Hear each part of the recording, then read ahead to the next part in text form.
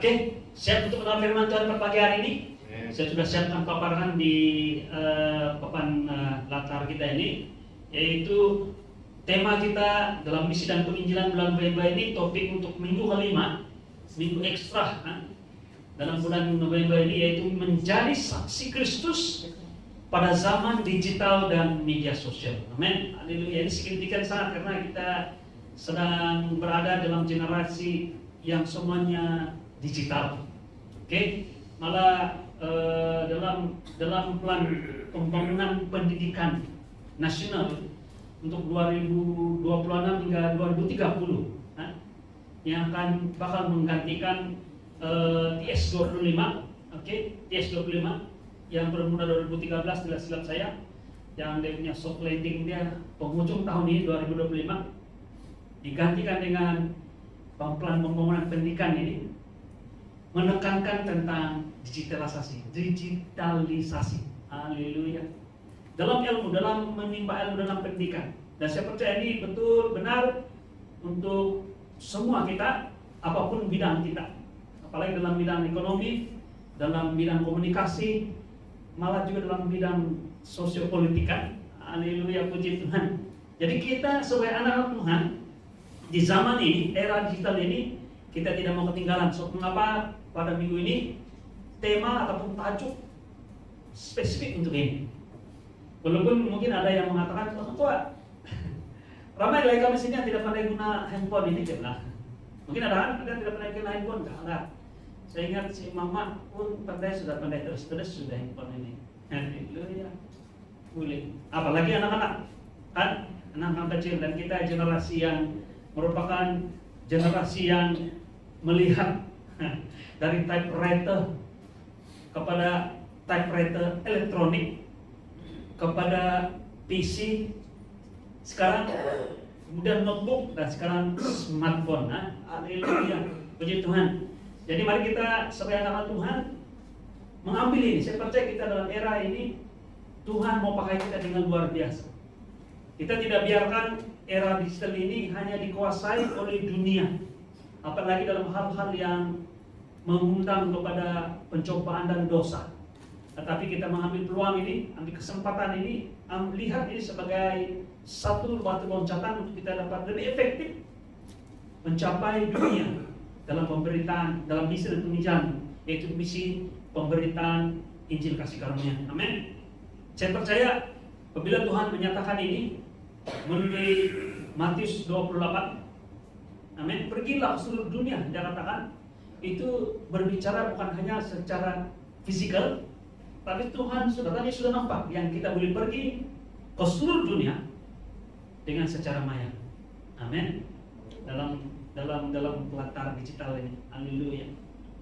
Jadi mari kita melalui perkongsian yang singkat ini, mungkin tidak menyeluruh, tidak akan memberi semua kaidah, teknik, tips dan sebagainya. Tapi saya percaya dengan pimpinan Roh Kudus, dan saya percaya melalui provok, saya percaya pada hari ini melalui penyampaian firman Tuhan dari Roh Kudus sendiri pada kita semua, sesuai dengan apa yang kita miliki, yang sudah kita terima kasih dan kemurahan Tuhan itu, kita dapat salurkan kepada orang, komunikasikan kepada orang lain, bukan hanya melalui kehidupan kita sehari-hari secara fisikal ini, tapi juga secara maya. Amin. Jadi ini sebagian kecil saja daripada aktiviti yang kita boleh lakukan dalam misi dan penginjilan sebagai anak-anak Tuhan yang dipakai memberitakan Injil. Amin.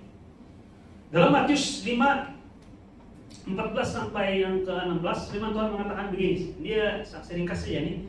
Kamu adalah terang dunia. Kamu adalah terang dunia. Jadi tidak boleh simpan itu lilin di bawah serbuk, kan?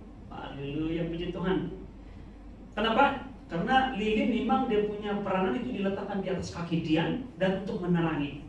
Kan? Satu yang istimewa dalam firman Tuhan itu adalah dia katakan bahwa lilin ataupun lampu pelita yang dipasangkan itu dia punya fungsi bukan diletakkan di bawah gantang, tapi di atas kaki Dian. Kamu adalah terang dunia, kata Yesus kepada murid-muridnya.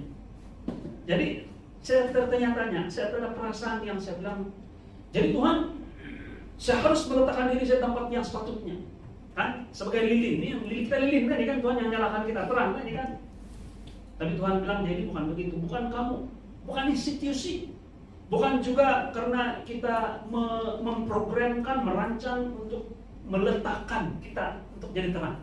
Oh, hari ini kita minta si Eng jadi pengkhotbah, kita letakkan dia sebagai lilin di depan. Jadi kita pikir kalau bukan perancangan ataupun keinginan kita mau meletakkan diri kita di tempat yang boleh highlight sama orang, kita bilang kita tidak menjadi terang dunia. Salah. Tuhan Yesus beritahu saya secara pribadi dalam hati, dia bilang, jadi kau perasaan saja itu, kau pikir kau yang atur diri kau untuk supaya jangan letak di bawah gantang, di bawah serbuk, tidak menyala dan sebagainya, ataupun yang merancang meletakkan kamu di atas nyalaan, di atas kaki dia. Dia tanya, siapa yang kasih nyala kamu? Jadi yang tukang kasih nyala itu, ini lilin kan, atau pilasut atau pelita. Kita yang pasang, siapa yang berperan meletakkannya di tempat yang betul? Yang pasang di lampu. Jadi Tuhan bilang, siapa yang kasih nyala kamu? Yesuslah, saya katakan. Jadi sayalah juga yang akan meletakkan kamu, bukan di bawah serbuk, tapi di bawah, di atas kaki Dian dan menalangi.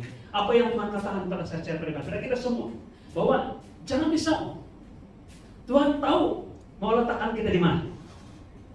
Kita percaya saja Tuhan akan pimpin kita, membawa kita untuk berada di tempat, di lokasi, dan di masa yang betul. Amin. Haleluya. Satu yang saya sukai, kalau kita lihat di secara iman yang literal saja, untuk yang direct, terima firman Tuhan bulat-bulat saja tanpa mempersoalkan banyak hal, maka kita tidak akan pernah mempersoalkan di mana kita berada. Karena Tuhan sedang, Dia tahu kamu ada nyala itu, Dia letakkan kamu di sana supaya kamu menjadi terang. Bukan kebetulan, bukan karena peraturan atau ketetapan manusia atau kebetulan yang tidak kita rancang. Amin. Siapa yang nyalakan kita? Tapi Roh Kudus. Dan Roh Kudus sendiri yang akan membawa kita untuk memastikan kita bukan diletakkan di bawah serbuk, di bawah gantang, di bawah itu tutup itu, tapi di atas kaki Dia. Amin. Dan menjadi terang. Haleluya. Firman Tuhan mengatakan, beritakanlah Injil kepada segala makhluk. Markus 16:15. Saya suka ini. Segala makhluk. Pada satu tahap saya lihat bahwa semua binatang pun wajar menerima kemurahan dan Injil Tuhan. Amin. Betul. Mereka juga perlu ada kemurahan, perlu ada kasih sayang, perlu ada pertolongan yang mereka perlukan. Dan tidak percaya, dan yakin. Teman-teman, jadi dia menginjil sama anjing, tidak perlu. Apa yang kamu buat, dia baca itu. Anjing tahu siapa yang dia perlu takut, dan dia perlu garam. Haleluya, puji Tuhan. Banyak mujizat yang telah terjadi yang kita dengar di mana-mana, kesaksian di mana Tuhan menggunakan binatang dengan untuk menjadi berkat bagi saya. Dalam Alkitab jelas ada waktu peringkat Nabi apa itu? Yang dia diupah oleh musuh orang Israel untuk mengutuk bangsa Israel, kan? Si Belial itu konteks saya. Nah, tapi dia ditegur oleh bukan manusia, tapi seekor keldai, kan? Keldai. Kenapa kau tidak jalan ini? Di untuk keldai itu jangan sebut jalan depan itu ada malaikat Tuhan itu, dia bilang, menghalang kita daripada pergi atas bukit mau ikut orang Israel. Akhirnya akan terjadi. Ini nabi ini. Saya tahu nabi kalau apa istilah tepat untuk dia ini karena dia digunakan, dia punya mulut ini masih kalau dia cakap bisa terjadi. Di sebalik daripada mengutuk orang Israel, di sebaliknya dia memberkati orang Israel. Haleluya, puji Tuhan.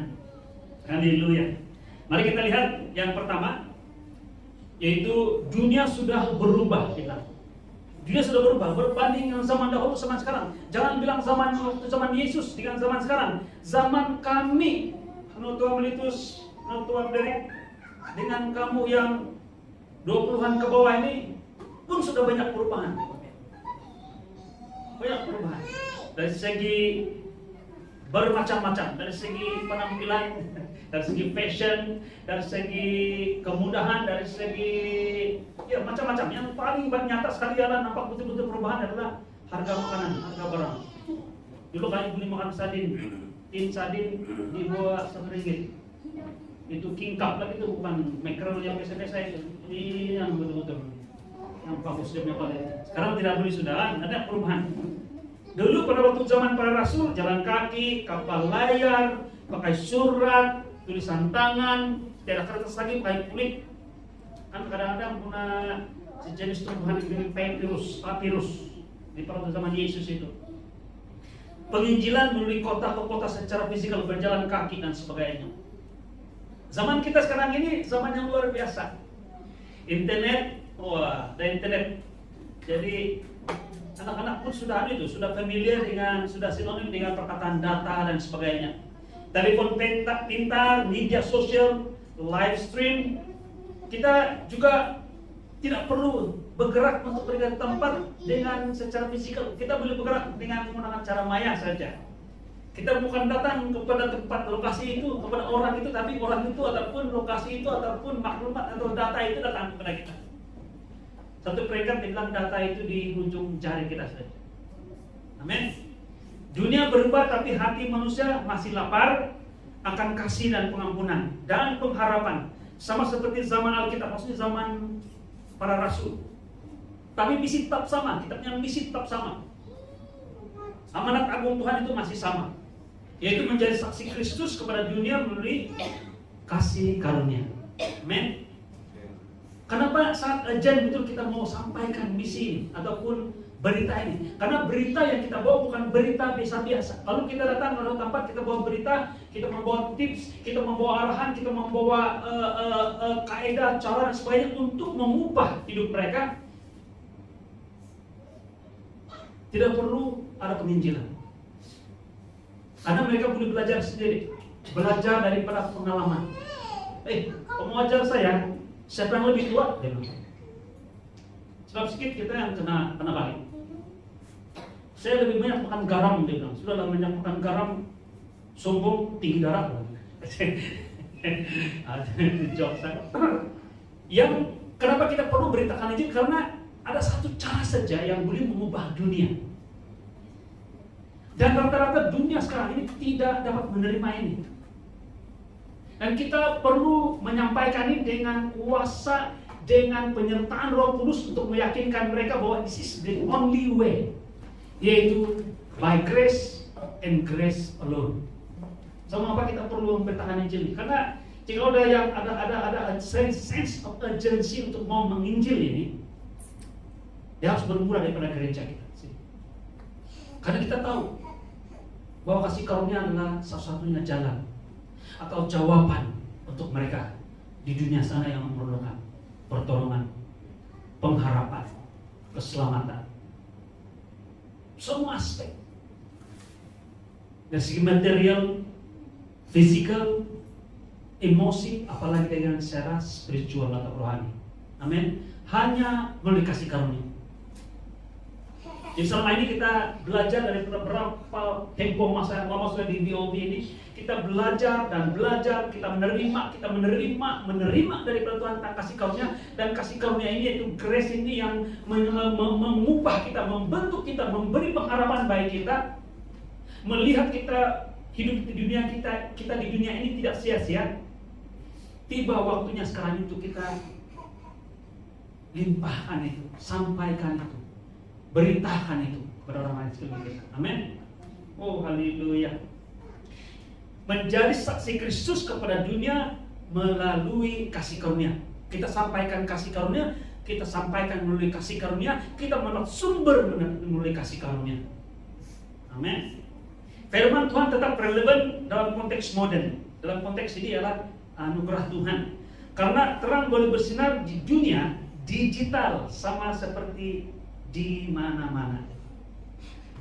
Jadi ada dunia, dari dunia fisikal ini kita ada dunia maya, dunia digital.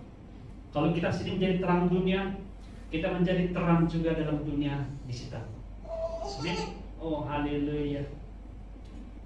Jadi sama-sama kita telusuri firman Tuhan pada pagi hari ini. Ini pendahuluan penyataan bahwa, dan saya mau kasih timbulkan ataupun wujudkan sense of urgency. keperluan segera untuk Anda dan saya bertindak dan menggunakan kesempatan yang Tuhan berikan ini untuk menyampaikan berita Injil melalui media massa secara digital dan lain. Amin.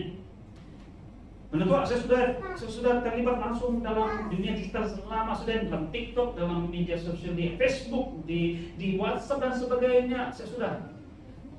Mari kita tempahkan mata baca kita selama ini menjadi mata pedang kemuliaan Tuhan. Amin. Kalau dulu kita gunakan itu untuk mempromosikan mungkin pahaman, kita mempromosikan fashion, kita mempromosikan ideologi, kita mempromosikan hal-hal yang menghibur dan sebagainya.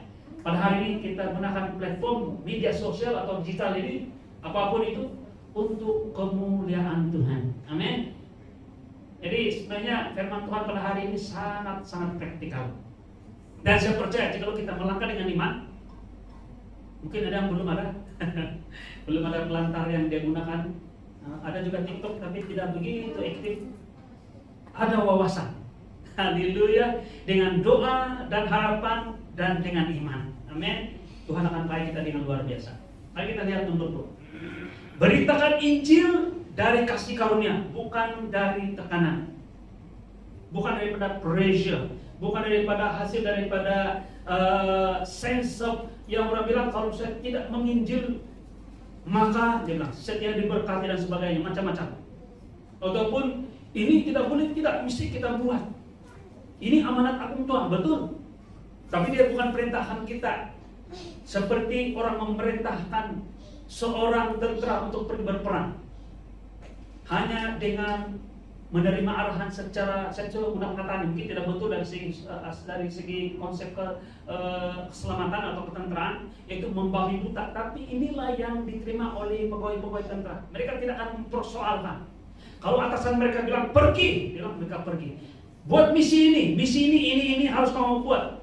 Mungkin melibatkan hal-hal yang berat dan sebagainya. Tapi kalau itu arahan, mereka tidak persoalkan. Mereka tidak bilang, kenapa mau pergi? Tidak cara lain kan? Tidak boleh. Arahan itu adalah arahan yang one way. Tapi Tuhan tidak bagi seperti itu. Dia beri dengan kita, dia katakan pergilah. Tapi di ujung ayat dia kata, aku menyertai kamu. Kenapa?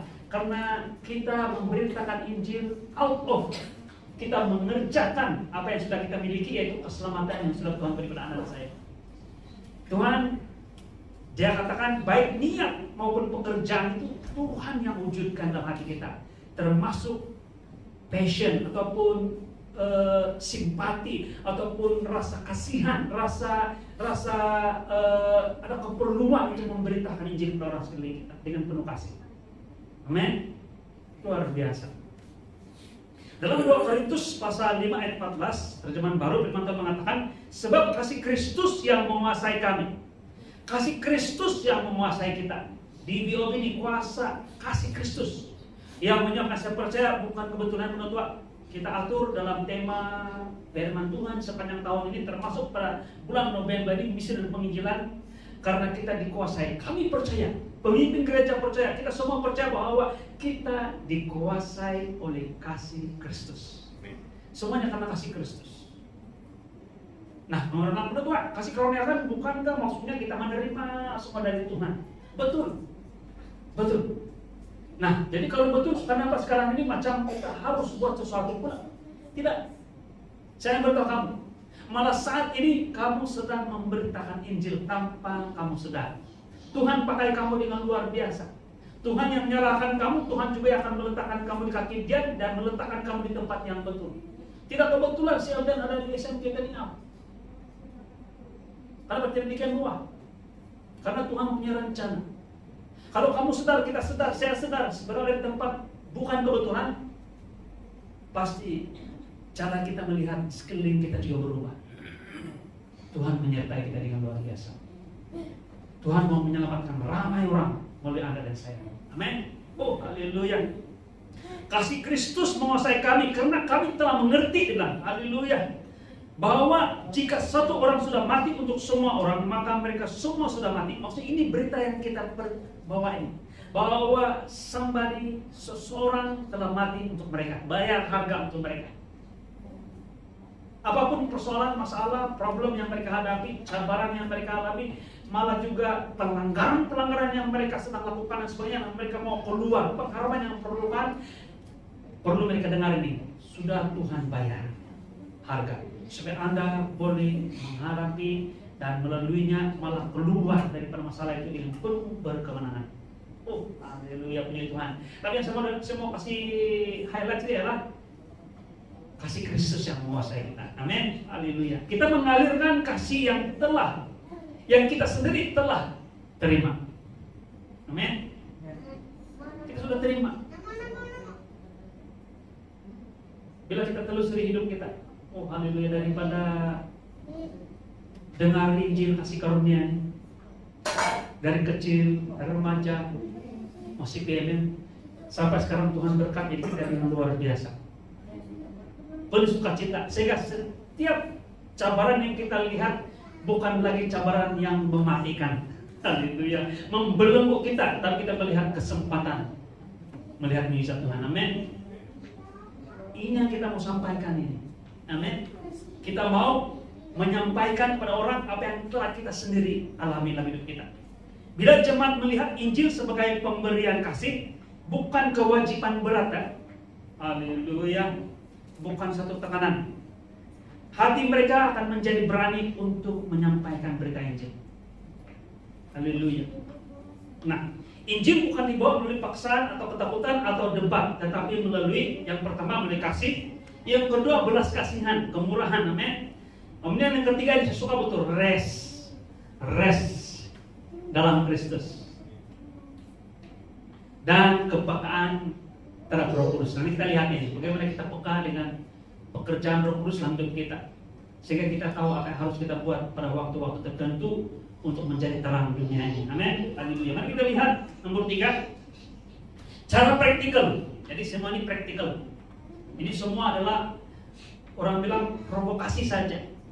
Melihat, dan kita melihat dengan iman bahwa ini Tuhan boleh laksanakan. Amin. Dalam kehidupan dan saya. Malah saya mau beritahu kamu, walaupun semua yang saya sampaikan ini semua yang praktikalnya harus seperti harus macam boleh dilakukan, mungkin hal-hal yang mungkin sedang kamu lakukan dan sebagainya, saya beritahu kamu, don't worry. Malah kamu melakukan lebih luar biasa. Amin. Dan yang paling suka ini adalah you will enjoy. Kamu akan enjoy dengan pekerjaan yang Tuhan sediakan untuk Anda dan saya. Amin. Dalam konteks kita pada hari ini, dalam konteks digital. Amin. Cara praktikal memberitakan Injil dalam zaman modern.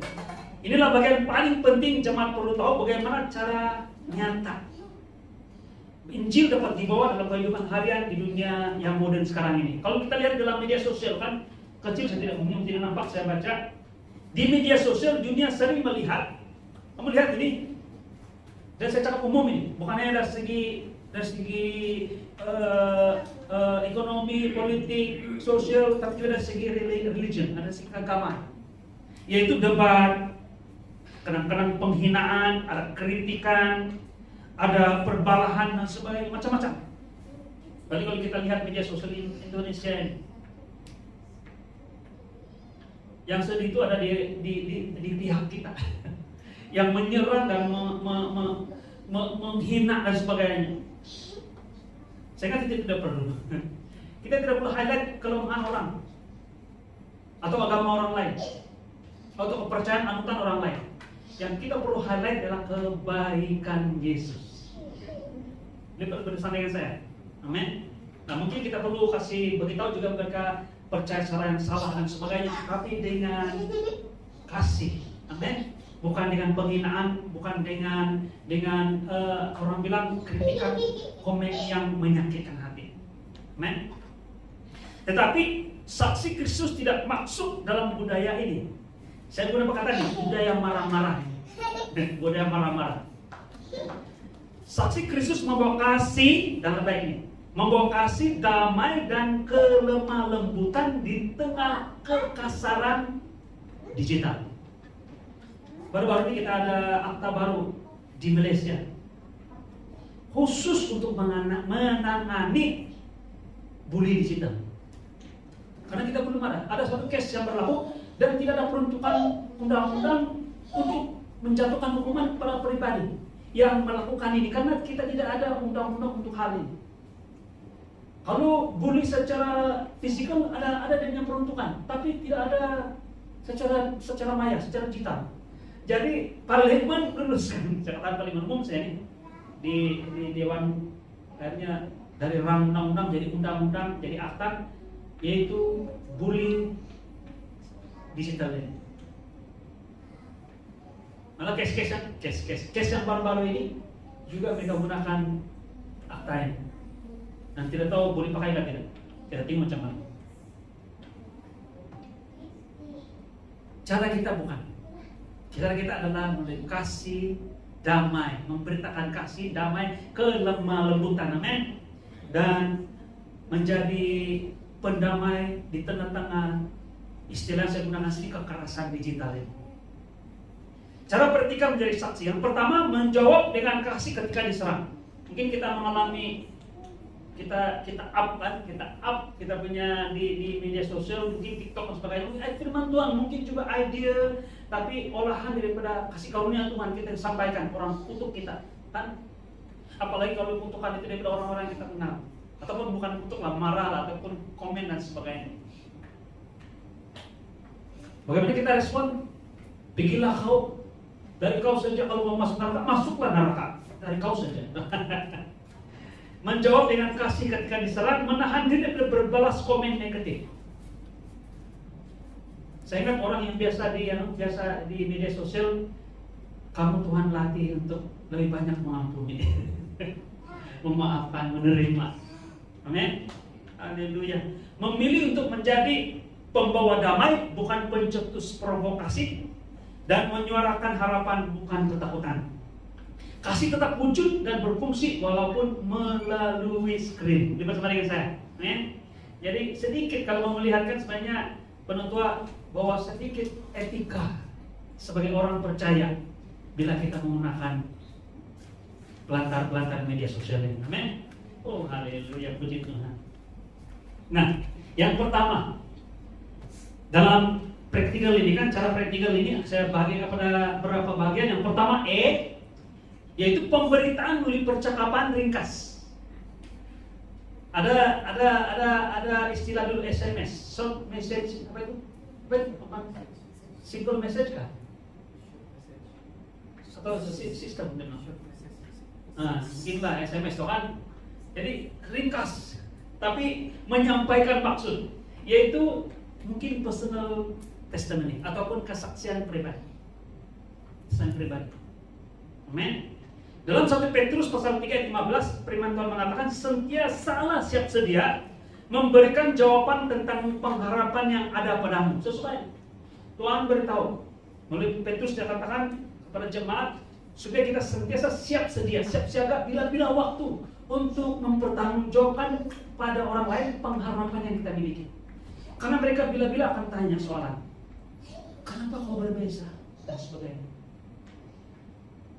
Mungkin waktu mereka guna lantaran media sosial, mereka akan bertanya. Jadi kita sentiasa siap sedia. Amin. Kita boleh menjadi saksi Injil secara modern dan praktikal. Modern sih maksudnya menggunakan pelantar digital ini lah. Amin. Handphone kita. Yang pertama, satu perkataan kebaikan boleh membuka hati. Saya percaya. Satu perkataan saja kebaikan. Percaya nih, Tuhan boleh menggunakan satu perkataan kebaikan ini untuk mengubah hati. Amin. Perkataan mungkin yang positif antara lain sabar.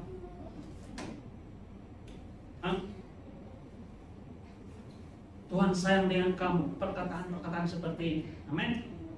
Doa ringkas untuk rekan yang susah. Kemudian menyebut tentang pertolongan Tuhan dalam hidup kita. Menyebut maksudnya memberi kesaksian ringkas. Personal witnessing. Berkongsi apa yang Tuhan buat pada kita pada minggu itu. Amin. Apa yang Tuhan sudah buat. Banyak hal ini. Sehingga kalau saya bagi kamu peluang dan kamu terbuka untuk menyampaikan, saya percaya tidak cukup dalam masa 2 jam ini untuk kamu dan kita semua memberi kesaksian. Saya pribadi saya banyak kesaksian yang saya mau sampaikan. Yang macam yang Tuhan bilang lagi kamu kasih tahu gitu. Tapi saya sampaikan kadang-kadang melalui khotbah dan sebagainya. Saya sampaikan ini. Tuhan tolong. Tuhan tolong dan Tuhan beri jalan keluar. Luar biasa. Injil bergerak satu perbuatan pada satu masa. Perlu bersama dengan saya. Satu perbuatan dalam satu masa. Melalui WhatsApp, melalui Messenger, mungkin post di Facebook, mungkin juga status kita di WhatsApp yang orang boleh lihat. Mungkin yang lebih complicated, video pindik di TikTok dan sebagainya, macam-macam. Ada di pelantar-pelantar lain yang mungkin tidak biasa dengan kita tidak biasa, yaitu Twitter dan sebagainya, banyak lagi yang lain. Friendster, dulu ada Friendster, kita sudah lama sudah hilang. Haleluya.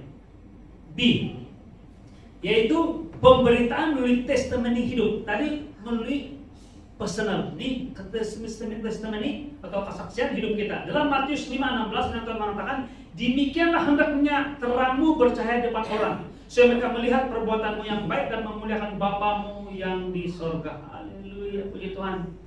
Saya berkata tadi bahwa ayat firman Tuhan ini merujuk kepada siapa yang meletakkan kita, yaitu Yesus sendiri. Tapi bila kita tahu kita tidak diletakkan secara kebetulan, kita akan berdiri dengan lebih megah di hadapan Tuhan, lebih yakin, bergerak dan melangkah dengan iman. Malah kita percaya bahwa Tuhan menyertai kita walaupun kita mungkin menghadapi cabaran dan sebagainya. Luar biasa. Sehingga orang melihat dan orang diberkati. Amin. Kesaksian paling kuat bukan ayat-ayat panjang. Mungkin juga bukan khotbah seperti yang saya sampaikan ini. Tetapi melalui hidup kita, yaitu pertama kesabaran di kesaksian hidup kita. Tadi itu personal testimony, kita tulis kesaksian kita. Saya menerima Yesus pada tahun ini. Ada puasa yang berlaku pada saya pada ujung minggu ini, kita berkesaksian. Tapi ini adalah orang baca dengan kita sebelum kita menulis pun, yaitu melalui kesabaran, melalui pengampunan, melalui integriti dan juga kebaikan yang kita lakukan dan kita laksanakan. Amen. Orang modern kurang percaya kata-kata, saya percaya ini. Dalam hal percintaan pun, lautan api kan ku seberangi lamang kali, minta reload pun kau tidak sanggup. Jadi dia mau yang praktikal, betul kan? Cinta mesti praktikal. Orang modern kurang percaya kata-kata, tapi sangat terkesan dengan hidup yang berubah. Testimoni hidup adalah Injil yang dibaca oleh semua orang. Ini sudah kita cover dalam topik yang pertama, minggu pertama dalam November ini, yaitu menjadi surat Kristus. Amin. C, yaitu pemberitaan melalui media sosial. Kita tadi masih luas. Sekarang kita lebih menjurus kepada media atau pelantar-pelantar digital ini. Pemberitaan melalui media sosial ringkas, praktikal. Nah, saya sebutkan ringkas, praktikal, sesuai generasi sekarang. Mazmur 96 ayat 3 firman mengatakan, beritakanlah kemuliaannya di antara bangsa-bangsa. Jadi bukan lagi di antara bangsa kita saja, tapi kita boleh sampaikan message kita ini ke seluruh dunia.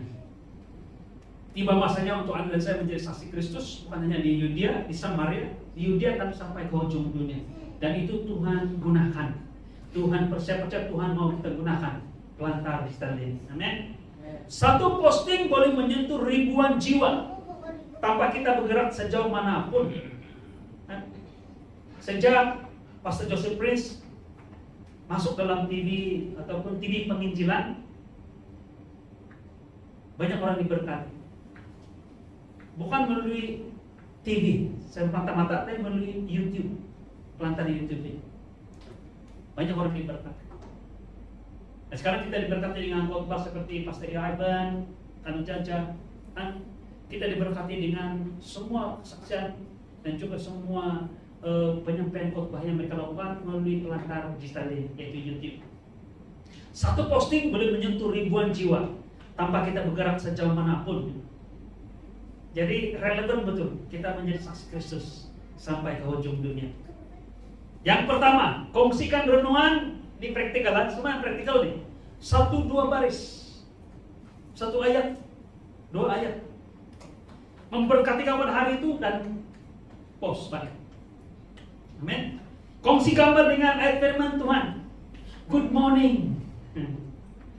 Kasih karunia Tuhan diperbaharui setiap pagi. Oh haleluya. Tulis ini. Yang ketiga, kongsi testimoni pendek. Kamu tahu apa yang berlaku pada saya pada hari ini? Saya sepatutnya berlepas pada jam 7 pagi, tapi saya terlupa dompet saya balik. Ketika saya balik semua untuk perjalanan, saya tahu rencana Tuhan baik untuk saya. Pas yang sepatutnya saya naik mengalami kemalangan.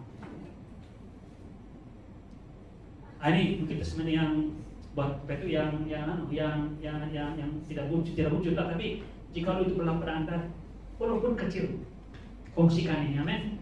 Haleluya.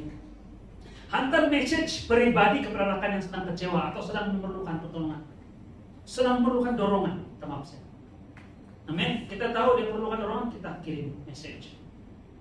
Dan muat naik doa ringkas untuk semua orang yang sakit.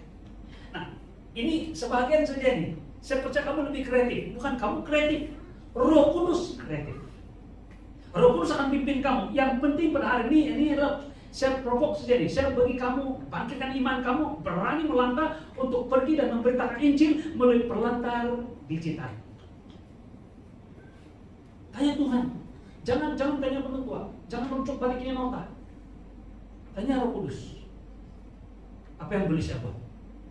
Amin. Oh, haleluya. Di pemberitaan melalui keramah tamahan, kita saya suka ayat ini. Kesopanan, melalui kelemah lembutan, melalui apa yang ramah nih yang suau. Nah, dalam bahasa dusun lebih tepat, kan? Dalam dunia modern, kesibukan memisahkan hati manusia. Kesederhanaan seperti menjemput akan makan, mendengar masalah, dan mendoakan mereka menjadi pintu kepada Injil. Itu sama dengan saya. Simple ini, yaitu menjemput akan makan, mendengar masalah, dan mendoakan mereka menjadi pintu kepada Injil. Kamu tahu kan banyak orang diberkati walaupun sebenarnya ajakan itu adalah ajak ayam. Beli bersama dengan saya. Ada satu situasi yang saya tidak mau beritahu saya langsung, adakah itu saya terlibat atau tidak, seperti situasi ini. Orang itu di tempat kerja itu dia jenis yang pendiam. Sehingga orang kasih pulau dia. Karena memang dia pendiam. Pendiam betul. Dia pendiam dan juga di muka dia pun macam negatif saja, macam orang susah mau bergaul. Satu hari lalu di depan seseorang, dan orang ini tergerak hati dia untuk orang senang makan. Tergerak hati dia untuk menegur, brother, mari makan dia. Kita semua tahu kalau orang paling itu jangan duduk terus makan, kan? Oke, orang duduk terus makan, tidak. Itu adalah ajak ayam. Bah, makan dia. Maksudnya beritahu, sebenarnya ayat macam dia, saya senang makan, tapi tidak cukup untuk saya saja. Siapa?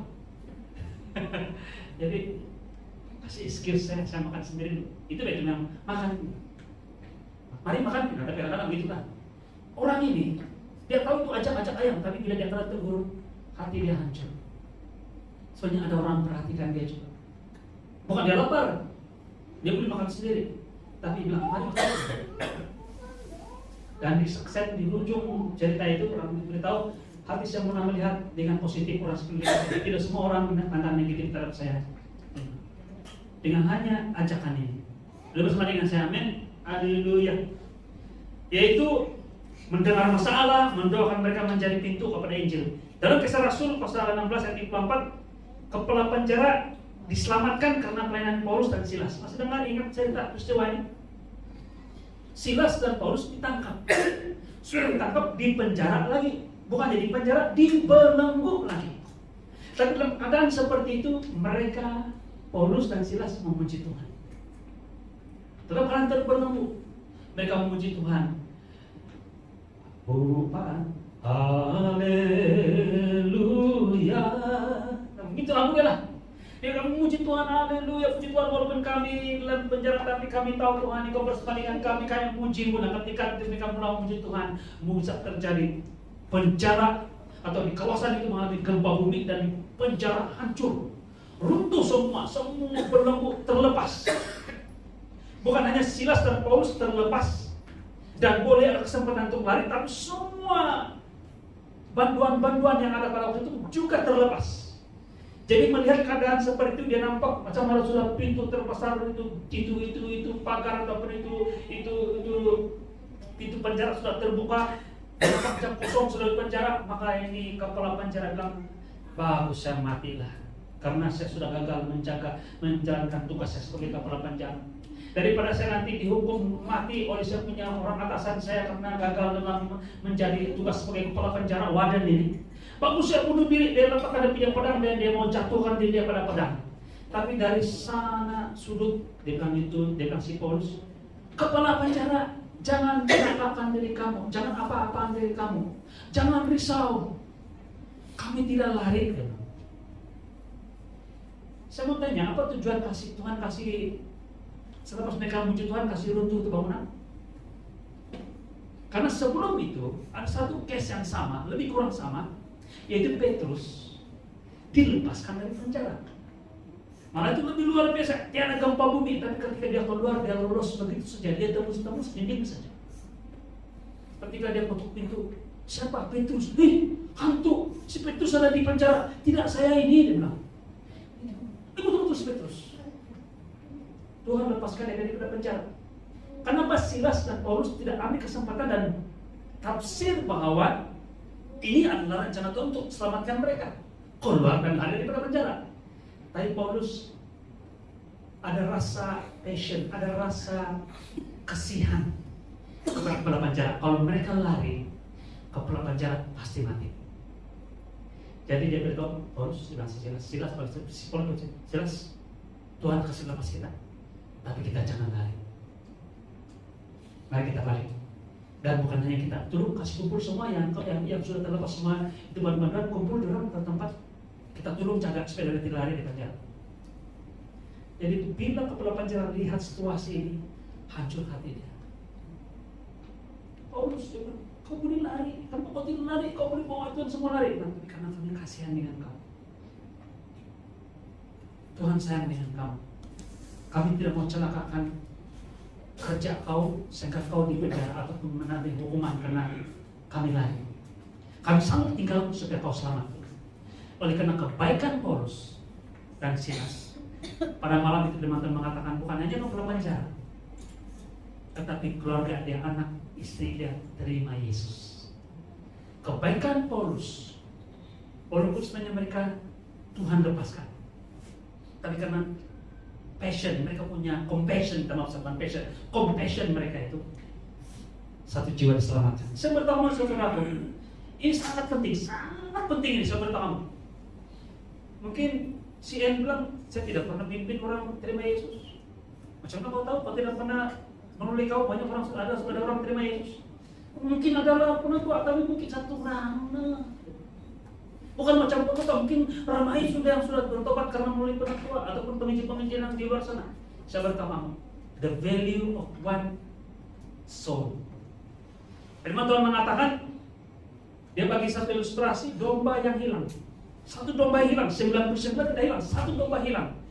Gembala pergi cari, gembala temukan, gembala selamatkan, angkat, bawa tas bawa pulang dan sampai di rumah. Dia buat pesta dan dia buat celebration. Dia panggil dia punya jiran-jiran, mari bersama dengan saya bergembira karena domba saya hilang telah saya jumpa selamat. Firman Tuhan mengatakan demikianlah ada sukacita di surga bila satu jiwa diselamatkan atau bertobat. Saudaraku, dalam hidup ini saya tidak percaya bahwa satu jiwa saja selamat, paling dulu Anda dan saya. Ramai jiwa diselamatkan, cuma kita tidak tahu. Tapi jika hanya satu jiwa pun, value itu sangat luar biasa. Firman Tuhan mengatakan, apa guna kau memiliki seluruh dunia, tapi kamu kehilangan nyawamu, satu nyawa. Maksudnya value satu jiwa itu sangat luar biasa. Amin.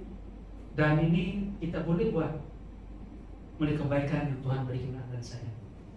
Amin, luar biasa. Oh, haleluya. menggunakan bakat dan kepakaran untuk menginjili. Haleluya, puji Tuhan. Siapa sini ada bakat? Oh iya, haleluya, saya sudah nampak 1 orang, 2 orang, 3 orang, aku ada.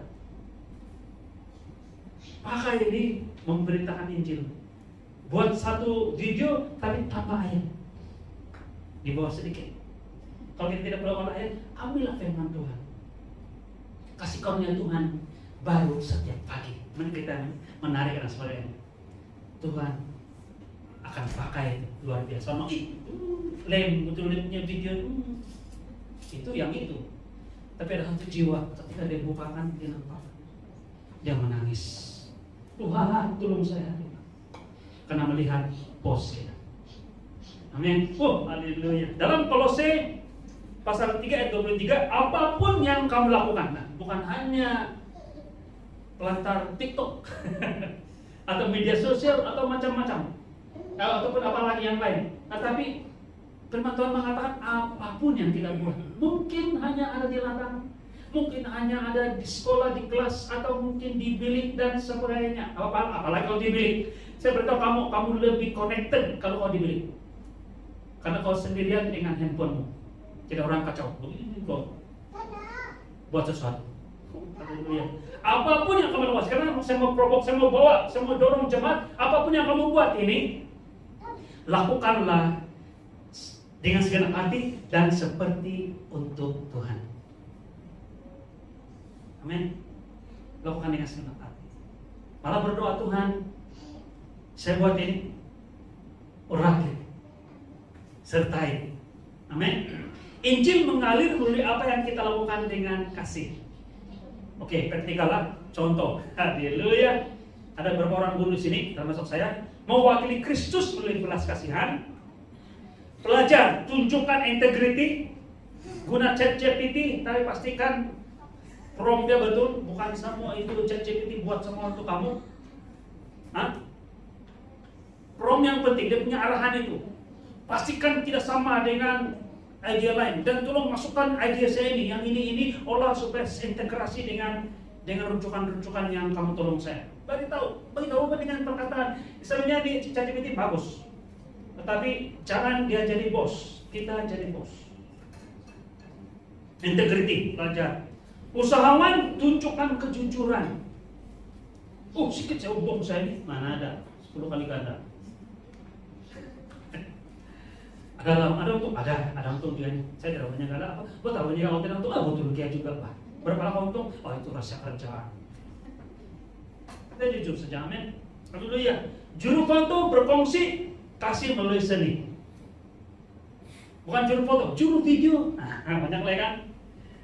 Pemusik alias penari. Apalagi banyak lah kan. Melayani dengan lagu-lagu pemulihan. Haleluya. Guna suruh tolong ChatGPT dulu tulis lirik yang kamu beritahu buat lirik lagu kasih karunia yang diperbarui setiap pagi, sesuaikan dengan konteks seorang petani. Seorang petani, Tuhan tolong dia supaya ayat ini betul ini mendorong bukan hanya kepada remaja tapi semua peringkat umur. Sudah cukup ChatGPT buatlah lirik lagu, ambil lirik lagu, copy paste di semua, pilih musik apa yang paling sesuai.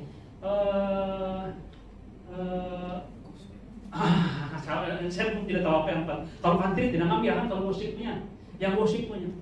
Pas dia olah, pas itu sila pilih suara Sabahan. Contoh gitu lah, dia tidak tahu. Kalau kamu sanggup bayar lebih, ini ekstra di sono. Kamu semua bayar, beli guna suara kamu sendiri. Dan nyanyikan lagu ini dan post. Mula-mula di grup keluarga, di grup gereja, kemudian kepada kawan, dan akhirnya tidak tanpa sadar orang sudah post di mana-mana karena memberkati. Amin. Haleluya, puji Tuhan.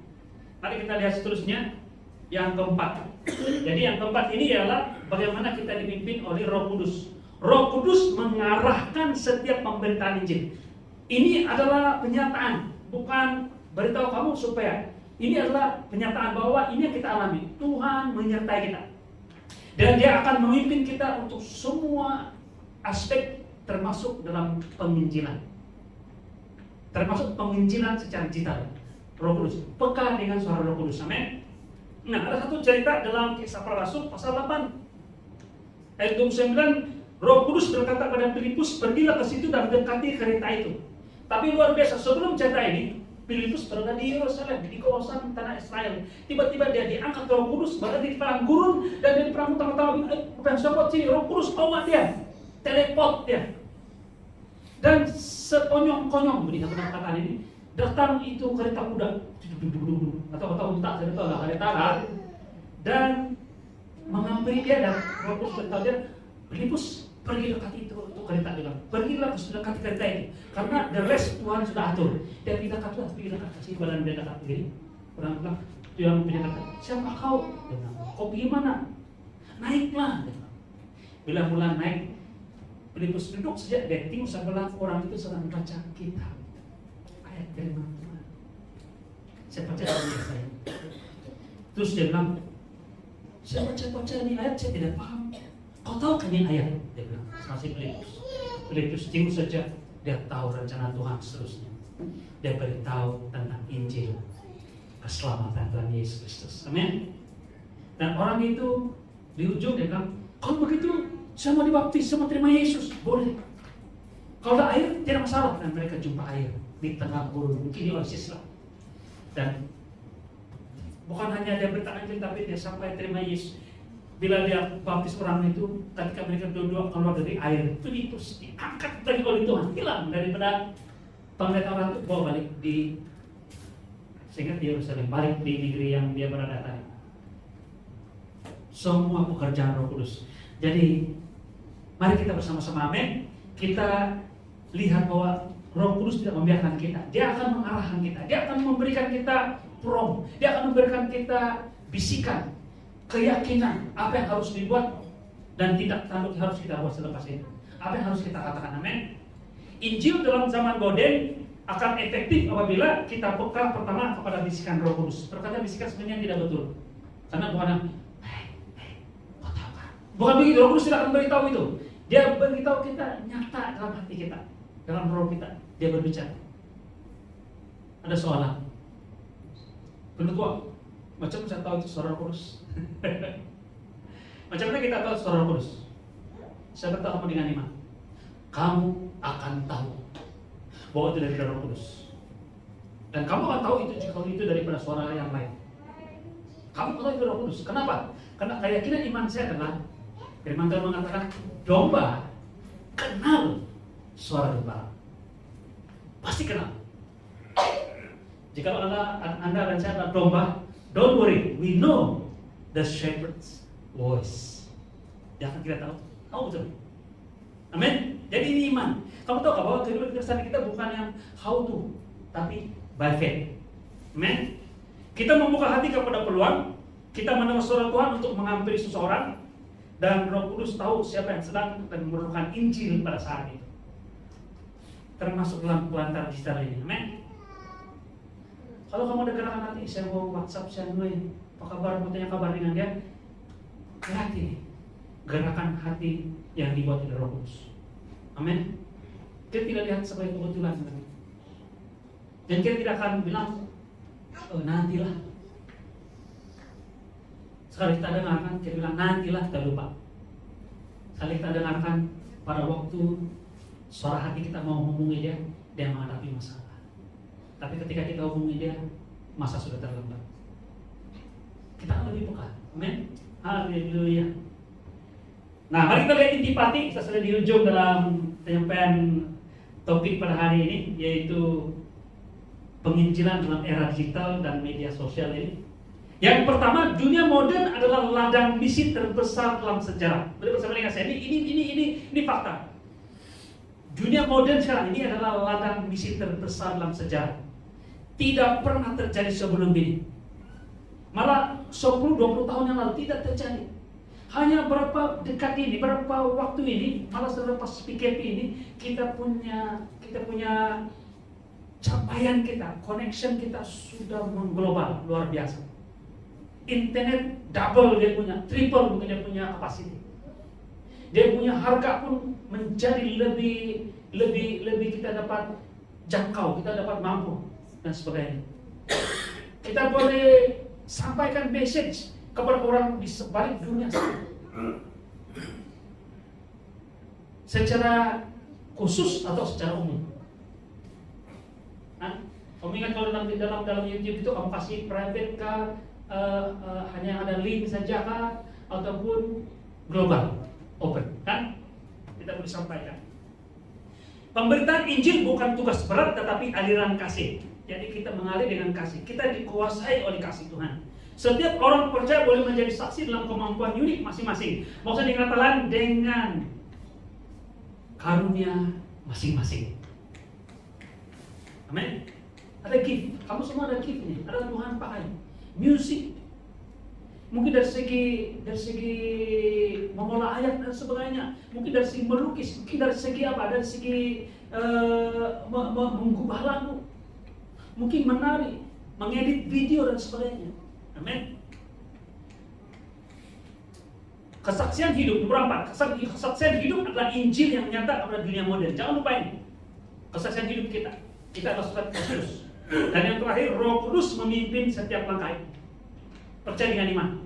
Memimpin kita. Kita mendengar suara Tuhan. Melangkah, membuka pintu dan menyediakan hati. Amin. Kalau kita tahu begini kan, Tuhan buka jalan kita untuk bercakap dengan seorang, kita tahu juga bahwa Tuhan sudah sediakan hati dia.